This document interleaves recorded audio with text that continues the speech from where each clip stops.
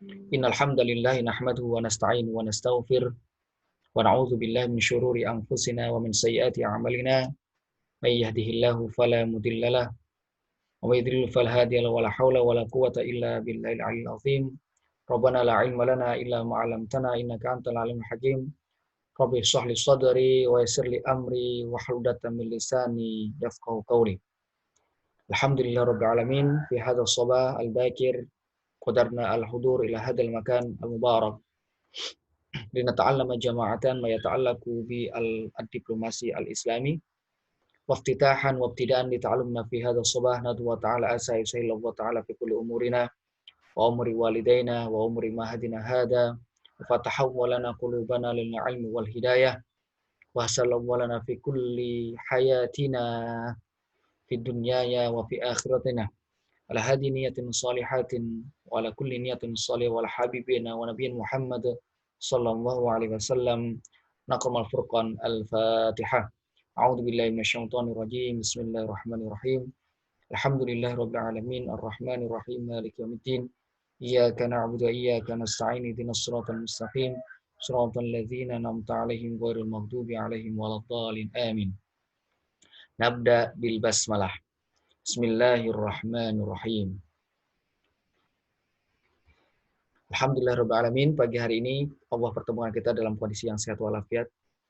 Ya, insya Allah perkuliahan kita hari ini saya buat singkat ya. Insya Allah kita hanya ada materi sekitar 20 sampai 30 menit ya.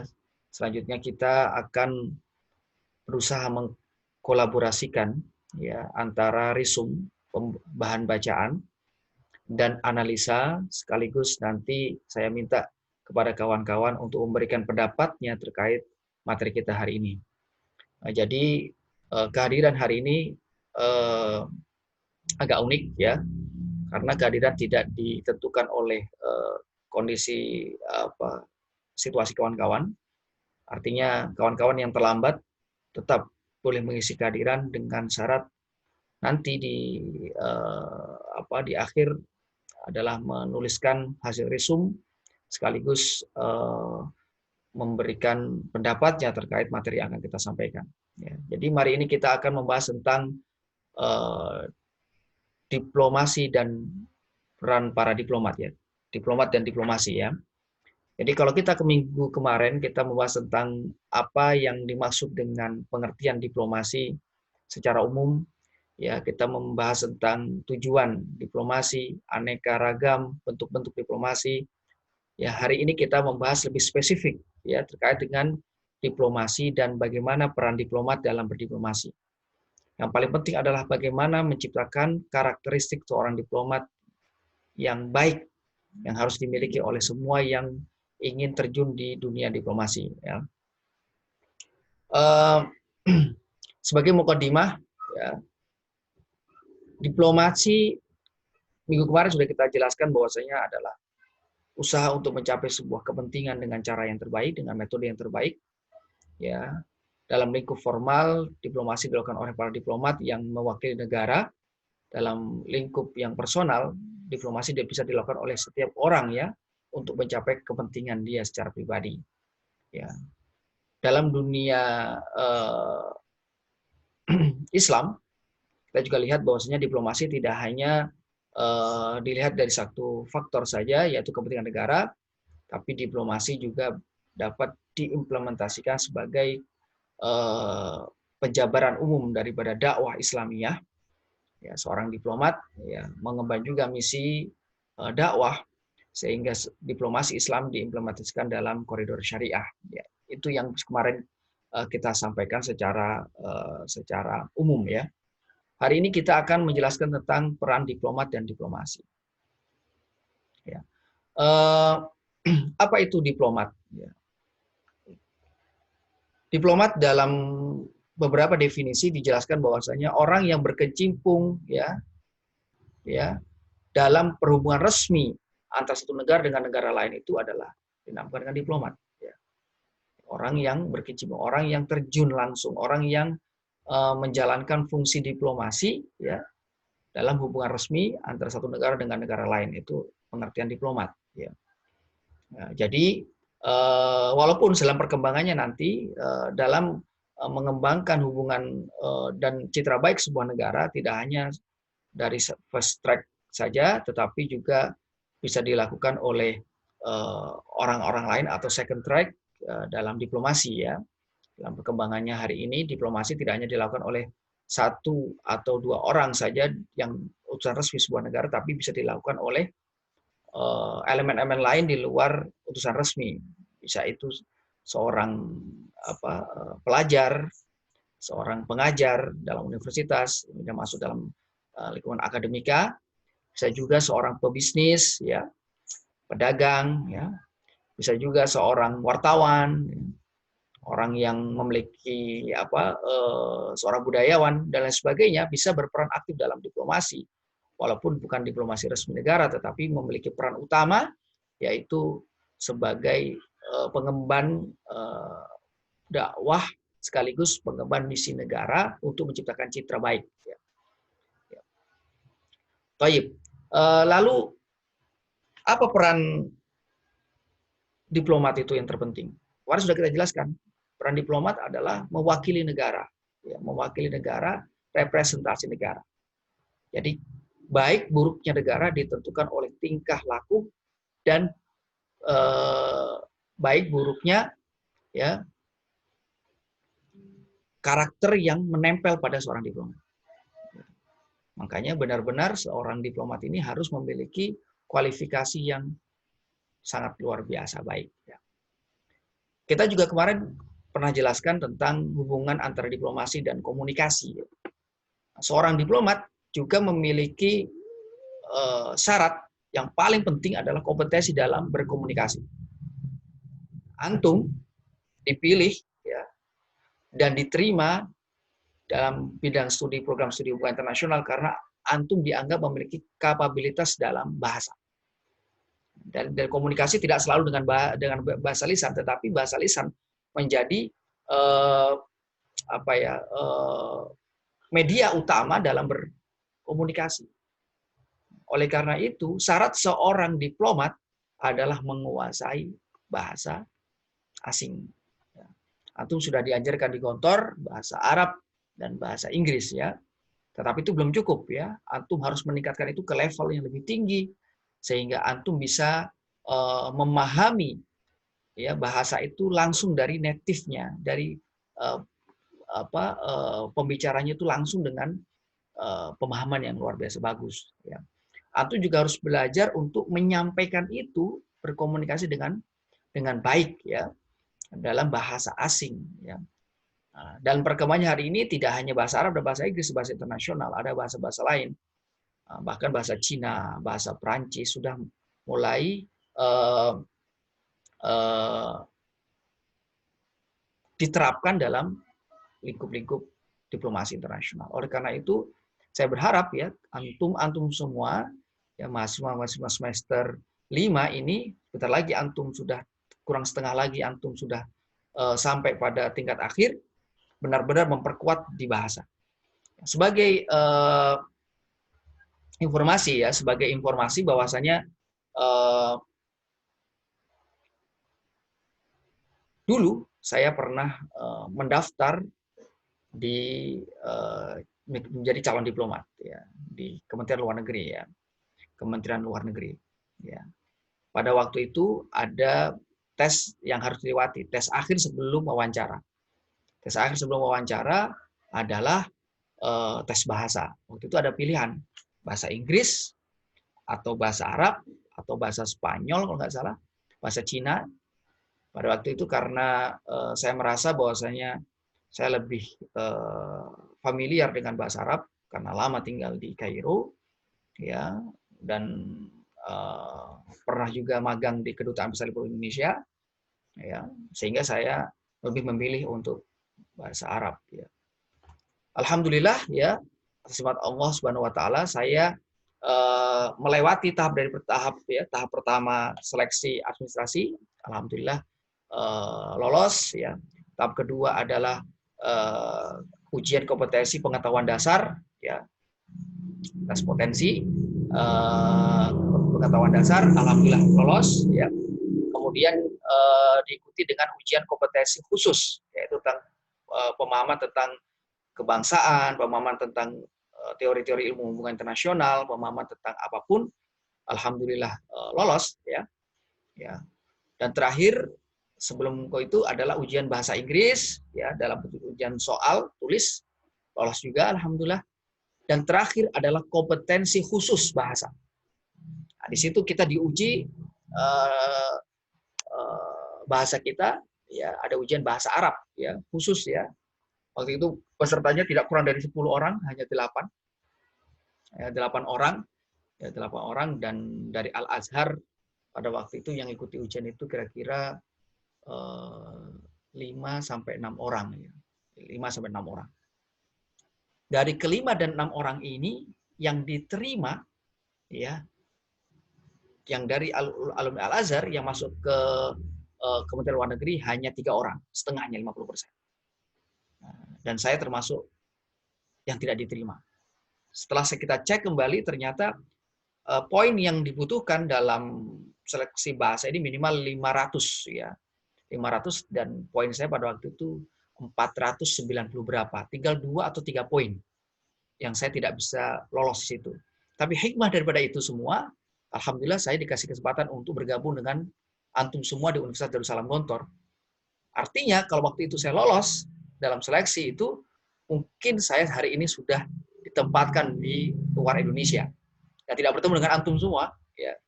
Artinya ada hikmah, ya, yang saya dapatkan dari kegagalan itu. Yang pertama, saya dipertemukan dengan kawan-kawan untuk bisa menjalankan fungsi pengajaran dan pendidikan, sehingga ilmu yuntafa'u bi insya Allah sebagai target utama dalam kehidupan saya ini bisa saya implementasikan di sini. Yang pasti lebih banyak, ya, dibandingkan dengan jadi seorang diplomat. Yang kedua, yang ingin saya share di sini adalah bahasa menjadi sangat penting. Kalau antum bercita-cita ingin menjadi seorang diplomat, antum memiliki keinginan untuk masuk dalam ranah diplomasi Indonesia yang resmi, ya, antum ingin diterima sebagai pegawai di Kementerian Luar Negeri, syarat utama perkuat bahasa. Bahasa adalah faktor utama. Bahasa Inggris, bahasa Arab. Bahasa Inggris, bahasa standar. Antum harus minimal menguasai itu karena setiap ujian di Kementerian Luar Negeri berbahasa Inggris. Dan hari ini kalau tidak salah, syarat untuk masuk saja minimal 500 TOEFL-nya. Bahasa Inggris.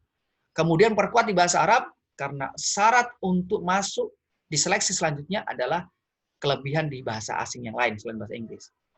Ya, ini sudah menjadi awal, ya. Jadi antum kalau ingin menjadi seorang diplomat, siap-siap dari hari ini perkuat bahasa. Perkuat bahasa, perkuat bahasa. Antum berada di lingkungan Universitas Darussalam Gontor yang seluruh anggota asrama dan warga yang tinggal di dalamnya menguasai 2 bahasa ini, sehingga antum memiliki kesempatan untuk mengembangkan bahasa. Kalau tidak hari ini, maka kapan lagi antum akan bisa berkomunikasi dengan berbahasa Arab dan bahasa Inggris, ya. Ini sebagai informasi awal. Jadi bahasa menjadi hal yang paling urgen, paling penting dikala kita ingin menjalankan fungsi diplomasi. Ya. Pertama bahasa. Yang kedua adalah kepercayaan, ya. Kepercayaan. Jadi kita harus bisa membangun trust, kepercayaan. Ya. Oleh karena itu, saya pernah membaca dalam beberapa teks, ya, di Facebook bahwasanya kesuksesan seseorang itu tidak ditentukan dari kepandaian saja, kecerdasan, ya, tingginya nilai akademik, tidak. Tetapi yang terpenting dalam kesuksesan seseorang adalah yang pertama adalah, ya, kepercayaan. Dari mana kepercayaan itu muncul? Kepercayaan muncul adalah dari karakter dan sifat daripada diri kita yang jujur. Ya, jadi kejujuran ini adalah hal utama yang harus dimiliki oleh seorang Muslim. Seorang diplomat harus memiliki kejujuran sehingga dia bisa dipercaya. Ya, jadi setelah faktor bahasa, antum harus bisa memunculkan kepercayaan yang bisa diterima oleh semua orang, ya. Dan kepercayaan inilah adalah syarat utama sebagai seorang diplomat. Kalau tidak bisa dipercaya, tidak bisa di apa ya. Kalau tidak bisa dipercaya oleh orang lain, maka kita tidak bisa menjalankan fungsi diplomasi. Ya. Oleh karena itu, setelah faktor menguasai bahasa, yang kedua yang penting juga adalah membangun kepercayaan itu, ya. Sehingga kalau kita belajar daripada Rasulullah Muhammad SAW, sifat utama Rasul yang kita semuanya hafal, yang semuanya kita mengetahui itu adalah apa? Siddiq. Bahkan ya, Rasulullah SAW dikenal sebagai seorang yang amin, ya, terpercaya. Ya, bahkan semenjak beliau masih belia, belum diangkat menjadi Rasul, beliau sudah terpercaya menjadi orang-orang yang sangat dipercaya. Jadi Siddiq itu adalah faktor atau hal yang harus dimiliki oleh seorang diplomat. Setelah itu kepercayaan, setelah siddiq, orang dipercaya, dan bila diberikan kepercayaan, apa hal yang penting lagi yang harus dimiliki oleh seorang karakter, seorang diplomat yang menjalankan fungsi diplomat Islam adalah Muslim yang baik adalah amanah. Ya, dipercaya, maka dia bisa menjalankan amanahnya dengan baik. Ya.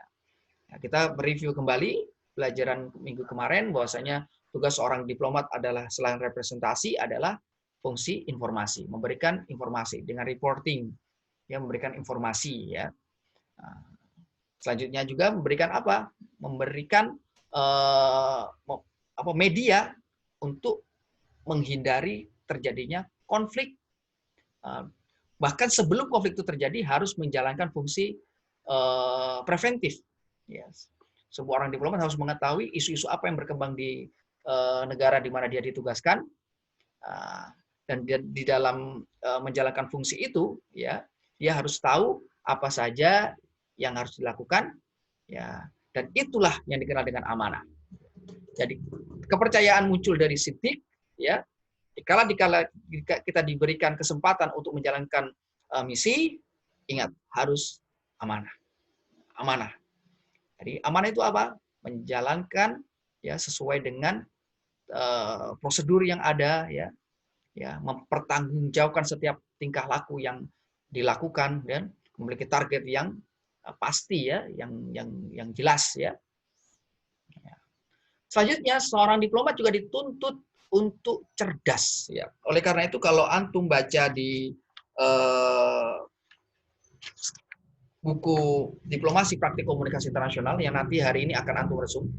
Jadi saya akan berikan satu chapter dari buku ini, nanti akan saya kirim hari ini juga langsung setelah kelas kita selesai. Akan saya kasih satu chapter, judulnya peran diplomat dalam diplomasi. Di chapter ini, ya, peran diplomat dalam diplomasi. Nah, chapter ini nanti antum review, ya, antum resum, akan saya kirimkan via grup, ya, nanti. Oh iya, grup yang kelas B silakan dibuat hari ini. Kalau antum nggak buat yang kelas B, antum nggak dapat file, ya, dan kasul hadir nanti setelah resum selesai. Jadi kehadiran hari ini tidak mengisi di daftar chat, ya. Hari ini kehadirannya menulis resum dari buku yang akan saya kirimkan artikelnya. Pertama itu, yang kedua, ya, memberikan komentar terkait resum antum. Yang ketiga, antum bisa menyimpulkan bagaimana karakteristik seorang diplomat yang muslim itu seperti apa. Diplomasi Islam, korbannya adalah seorang diplomat yang muslim itu harus berkarakter, memiliki sifat. Itu silakan antum tambahkan. Tapi sebagai materi awal, saya hanya menambahkan itu, seorang diplomat muslim harus memiliki karakter yang pertama, siddiq, ya, terpercaya dia, bisa dipercaya, ya, tutur katanya, perbuatannya, ya.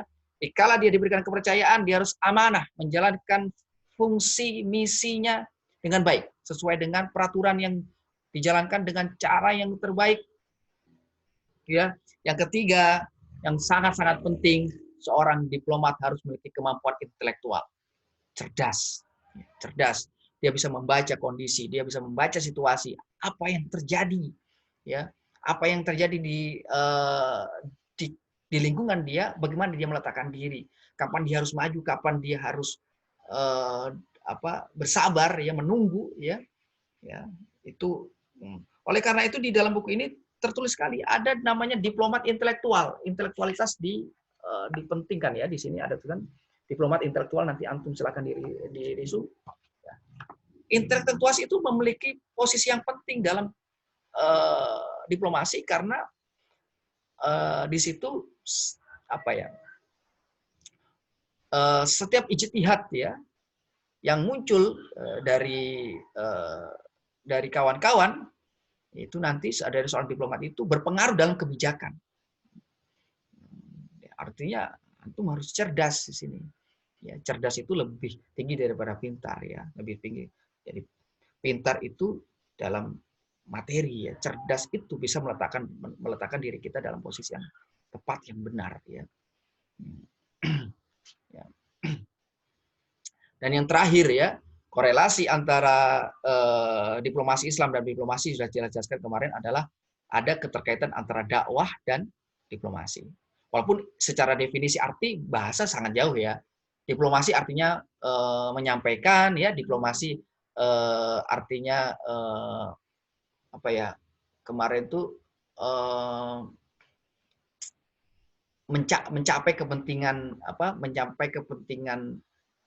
pribadi atau negara, ya, dengan cara yang terbaik, ya kan. Di situ ada komunikasi yang disampaikan.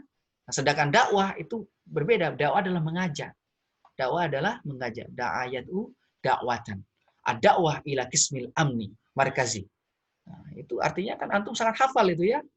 Kulla lailah, ya. Itu sangat ditunggu-tunggu itu. Ditunggu untuk nama kita tidak ada di situ, ya. Ad-dakwah ila kismil amni. Jadi dakwah itu bertahun-tahun di dalam pikiran kita itu suatu hal yang seru, ya. Antum. Artinya apa? Memanggil, ya, memanggil. Memanggil itu semua. Jadi yang terpenting dari korelasi antara HI diplomasi dan diplomasi Islam, nah, yaitu di faktor komunikasi ini. Ya, kalau di komunikasi adalah menyampaikan, ya, mengkomunikasikan, menyampaikan, ya. Tapi kalau dakwah memanggil, mengajak, ya, memanggil atau mengajak. Ya, dalam diplomasi Islam, ya, menyampaikan itu diimplementasikan dengan mengajak dengan cara yang terbaik. Oleh karena itu, sifat terakhir yang harus dimiliki oleh seorang muslim dalam menjalankan fungsi diplomasi adalah tabligh, menyampaikan. Ya, menyampaikan. Ya, tabligh itu artinya apa? Menyampaikan. Ya, jadi menyampaikan itu hutuku bagaimana memberikan kode yang itu bisa diterima oleh orang lain, ya, menyampaikan. Di akhir materi kita hari ini saya akan share, ya. Saya akan share pengalaman saya pada waktu kami bekerja di Kedutaan Besar Republik Indonesia di Kairo. Yang magang waktu itu selalu saya dari Al-Azhar, ya. Alhamdulillah diberi kesempatan untuk magang, ya, selama kurang lebih 1 tahun di Kedutaan Besar Republik Indonesia Kairo sebelum saya melanjutkan S2 di Universitas Gadjah Mada. Nah, pada waktu saya magang itu saya bertemu dengan diplomat-diplomat luar biasa, hebat mereka, ya. Ya, karakteristik utama mereka disiplin, ya. Jadi kalau kita mulai kelas jam 7:30, ya, itu para diplomat itu sudah menunggu di jam 7:15 sudah standby depan laptop semua. Jadi antum-antum ini yang baru minta izin masuk di jam 8 lebih ini sudah tidak bisa diterima, ya, dalam standarisasi seorang diplomat ini. Ya. Ini sampai saya hampir presentasi hampir 30 menit, ini baru ada yang bergabung, ya. Artinya apa? Ini harus diperbaiki, ya. Kita semua harus perbaiki tepat waktu, ya. Yang satu yang saya pelajari dari para diplomat pada waktu saya bekerja di kedutaan, mereka benar-benar tepat waktu, bahkan datang sebelum waktunya. Jadi kami diajarkan kalau menjemput tamu, tamu landing misalnya jam 2 malam, ya jam 1 ya sudah ada di bandara. Artinya apa? Jam 12 malam kita sudah berangkat. Bayangkan. Tamu landing di bandara jam 2. Ya. Kita jam 1 sudah ada di bandara. Kalau jarak antara bandara dengan tempat tinggal kita ini 1 jam, maka kita berangkat jam 12. Ya. Itu syarat utama. Ya. Mereka tepat waktu, rapi, ya, berpenampilan luar biasa, ya, pandai berkomunikasi, meletakkan diri, ya, pandai berkomunikasi. Ya.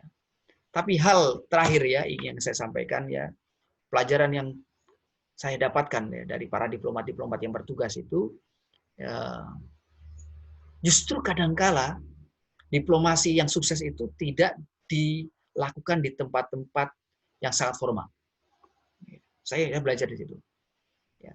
Banyak hal-hal diplomasi dulu itu dilakukan justru di tempat-tempat informal. Pada jamuan makan malam, ya, ya pada waktu olahraga bareng misalnya. Kalau antum ada yang di sini suka badminton, ya, suka tenis misalnya, justru apa ya, komunikasi terjalin dengan baik ya dikala ada kesamaan perasaan yang terbangun di luar area yang sangat formal. Ya. Saya belajar dari salah satu duta besar Indonesia yang ada di Mesir. Ya, beliau menjalankan fungsi diplomasinya justru lebih banyak di lapangan golf. Ya, lebih banyak di tempat-tempat yang tidak formal. Saya sebagai salah satu staf di atas pendidikan, justru saya melihat ya fungsi diplomasi banyak dilakukan itu justru di ruang makan bersama. Jadi diundang untuk acara makan malam, di situ makan malam kira-kira 20-30 menit, selanjutnya ngobrol apa yang bisa kita lakukan dalam kerjasama, bagaimana mereka bisa mengajar di Indonesia, bagaimana para pengajar dari Mesir bisa mengajar di Indonesia, dan sebaliknya bagaimana mahasiswa kita di Indonesia ini bisa belajar di Mesir, ya. Ya.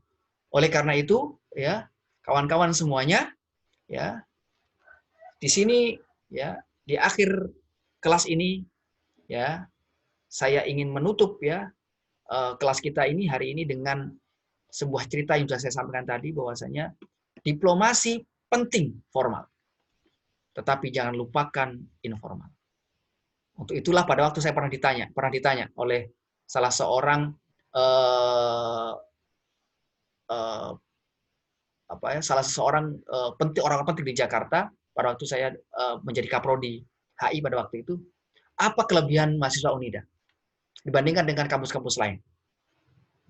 Kami di Unida diajarkan untuk bahwasanya hal-hal di luar kelas penting untuk diperhatikan selain hal-hal yang di dalam kelas. Artinya gimana? Kita di Gontor, di Unida diajarkan bahwasanya hal-hal non-akademik berpengaruh juga dan berpengaruh bahkan lebih tinggi dibandingkan hal-hal yang bersifat akademik. Oh, kok bisa, Mas? Iya, ya. Karena disiplin, ya, disiplin, pembiasaan, kepercayaan, kejujuran, amanah itu justru terlihat gimana? Di luar kelas. Di luar kelas. Di luar kelas. Oleh karena itu di Gontor, di Unida, kita terapkan dari awal penilaian tidak hanya kita lihat dari akademik.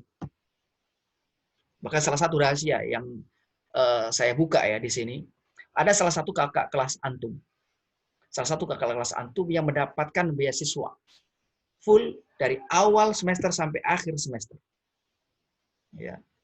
Pada waktu kita berdiskusi di internal prodi, siapa yang mendapatkan hak beasiswa ini, ada beberapa nama yang masuk. Ya, berapa nama yang masuk.